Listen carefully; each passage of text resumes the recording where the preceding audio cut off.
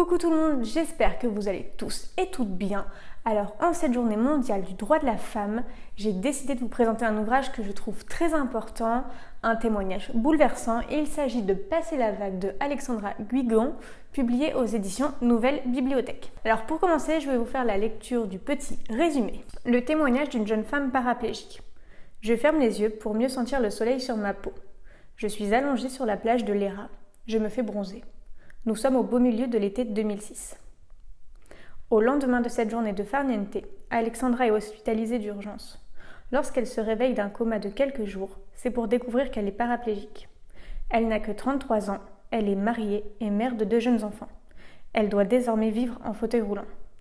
Elle raconte avec sincérité et pudeur comment elle doit apprendre à vivre avec ce nouveau corps, comment elle a passé la vague, de la colère et du désespoir, et choisir de vivre encore plus fort. Donc maintenant, passons à mon avis sur Passer la vague. Donc vous allez découvrir au fil des pages Alexandra qui au début est une jeune expatriée, elle voyage beaucoup en Afrique, on suit ses découvertes et c'était vraiment un plaisir d'être embarquée avec elle, d'avoir des détails, par exemple quand elle allait à la plage avec ses parents, quand elle découvrait des lieux, quand elle se faisait de nouveaux amis, c'était vraiment génial, j'ai adoré ces moments-là.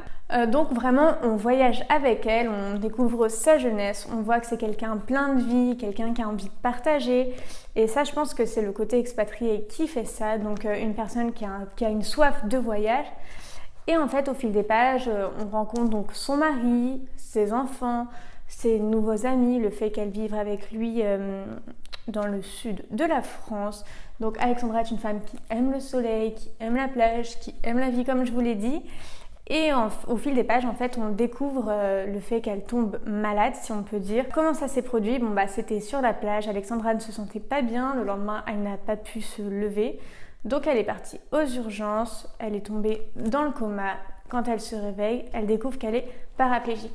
Donc c'est au moment du réveil d'Alexandra que l'histoire prend tout son sens. On la découvre sous un autre jour, combative, forte, toujours très forte, pensant à ses enfants, ayant une soif de revanche sur la vie. Et honnêtement, je peux vous dire que j'ai pleuré pendant les lectures de ce livre parce qu'elle vit tellement de choses. Et elle nous emmène au cœur de tout, c'est-à-dire qu'on a les détails, par exemple, quand on est paraplégique, comment on fait pour aller aux toilettes ? Vous voyez, c'est des petites choses comme ça, mais on a tout dans ce livre. C'est vraiment un témoignage fort, puissant, bouleversant. Donc de ce que j'avais compris, Alexandra, au début, avant d'écrire ce livre, avait pris beaucoup de notes en fait sur sa souffrance, ce qu'elle vivait au moment présent. Et elle a eu envie donc de le partager. Donc elle l'a fait lire à quelques personnes et elle a trouvé si on peut dire, une coach littéraire qui travaille en bibliothèque et qui l'a aidée à en faire tout un livre, donc il l'a aidé à travailler en rajoutant des passages, en supprimant d'autres qui n'avaient peut-être rien à faire là. Et c'est vrai qu'on voit que ça a été super travaillé, il y a beaucoup, comme je vous le disais, il y a beaucoup de détails. On est au cœur de la vie d'Alexandra pour notre plus grand plaisir. Donc passons maintenant à la lecture de 2 petits extraits parce que je veux vraiment vous emmener au cœur de ce livre, vous le présenter d'une manière qui va vous donner envie de découvrir la plume d'Alexandra et surtout son témoignage. Même si je suis en fauteuil roulant, je n'ai pas pour autant renoncé à réaliser ce qui me tient à cœur. L'un de mes rêves d'enfant était d'aller au sport d'hiver, voir la neige et les montagnes pour de vrai, et skier. Ma grand-mère est en Suisse. J'ai des souvenirs d'enfance qui remontent à très loin, lorsque nous allions lui rendre visite. Nous décidons de partir avec les enfants et des amis pour une semaine en Haute-Savoie. Ce genre d'expédition demande un minimum d'organisation pour des valides. Imaginez quand un fauteuil roulant est de la partie. Première étape, l'achat d'une combinaison de ski. Ma paraplégie m'oblige à réaliser régulièrement des sondages afin de vider ma vessie. La combinaison n'est pas le vêtement le plus pratique dans ces conditions. Il a donc fallu procéder à quelques aménagements. Passons maintenant à la lecture du second extrait de ce livre. Il m'aura fallu presque 40 ans pour découvrir qui je suis, ce que je veux, ce que je ne veux pas, ce que je ne veux plus. 40 ans pour pouvoir enfin dire non. Je ne pose plus les pieds sur le sol et pourtant, je n'ai jamais été autant enracinée, ancrée dans la terre. Je respire, je vis. Mais je fais plus que vivre, je suis. Je conjugue le verbe être au présent. J'ai vécu une enfance merveilleuse avec des parents aimants. Ne dit-on pas que l'on choisit la famille dans laquelle on va grandir ? J'ai beau chercher dans mon esprit ce qui m'a manqué. Rien, je ne trouve rien. Mon enfance a été magique. J'ai voyagé aux 4 coins du monde, j'ai découvert des gens, des coutumes, des religions. J'ai vécu une enfance privilégiée au soleil, sous les bananiers, près des pyramides. J'ai traversé le désert et plongé dans les plus beaux océans. Une vie merveilleuse, ne manquant jamais de rien, mais au contraire, vivant dans le luxe et l'insouciance.